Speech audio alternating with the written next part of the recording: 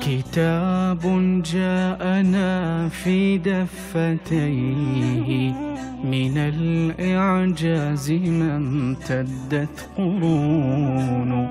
كتاب الله لا تحريف فيه فلا يطغى على العقل الجنون.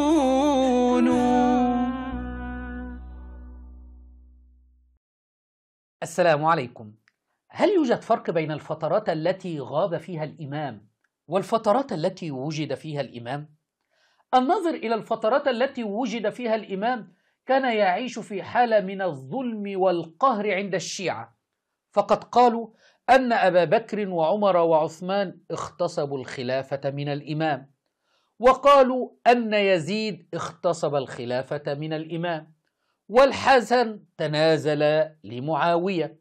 فالفترات التي وجد فيها الإمام كانت فترات ظلم وقهر، بخلاف الفترات التي لم يوجد فيها الإمام، فقد قامت الدول كالدولة البويهية، الصفويين، الفاطميين، الدول التي وإيران الآن.